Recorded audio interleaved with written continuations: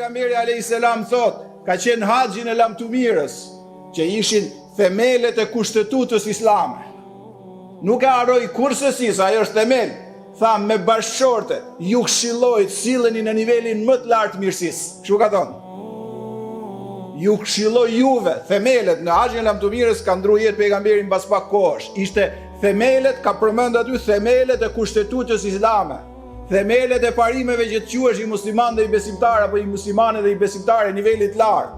Ka thonë, ju këshilloj juve, ju të rejq vërejtjen juve, sepse në atë kohë, edhe deri jo shumë kohë përpara, femra ka qenë vetëm një plaçk, ka qenë e pavlerë, ka qenë vetëm për të arritur një mashkull pasionet e veta. Pejgamberi a.s. 1450 vjet përpara, se Zoti ajo ka pas vlerë gjithmonë që në krijim kur u krijua Ademi dhe Hawaja, tha ju këshilloj juve të rejq vërejtjen rënd, më u sjell mirë në maksimalen e të mirës me bashkëshortet.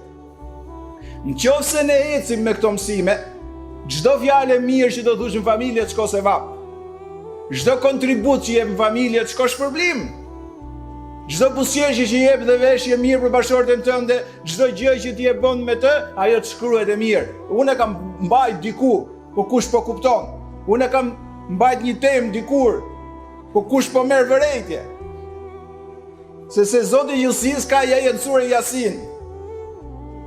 Thot ju dhe bashkëshortet e juja do t'jeni në xhenet për gjithmonë. Lidhja bashkëshortore në këtë botë nuk është e përkohshme. Kur Zoti don që gjërat lidhen dhe dashuria ekziston. Nuk është çështje që derisa të vdesim jemi bashkë. Koncepti madhor, islam, kuranor, profetik, gjigant, ndriçues është ajo bashkëshorte që e ke pas në këtë botë. Ai që Zoti dhuroi fëmijët dhe lidhi dashurimin disë njëri tjetrit, ajo do jetë në xhenet për gjithmonë. Pra këtu po flasim për dimension dy botësh, por ka raste që funksionon, mos ta kthejmë në idealizëm. Ka raste që shko një çift në divorc. A ka folë Islami për divorcin? Ka thonë at-talaqu marratani wa imsaku bil ma'rufi aw tasrihu bi ihsan. Ka thonë po, kur vjen koha që nuk funksionon më, i ke bërë gjitha sebebet, çfarë bëjmë sot ne, e vrasim gruan, se nuk po shkon mirë. Hasha lillah. Bëjmë dhe skema si ta vrasim që mos merret vesh. Ja su marr vesh në këtë botë, si do ja bosh kur ti dalësh para Allahut. Dhe ka thonë, qofse s'funksionon i bën gjitha se veshive kulturën, etikën, moralin. Hasha lillah, ku janë musliman sot ku jemi sa turp është në krahasim me atë që na mëson Zoti në Kur'an dhe me atë që jemi ne. Vjen koha me bë divorc. Fillon ti zihesh me atë. E shan në të gjitha format.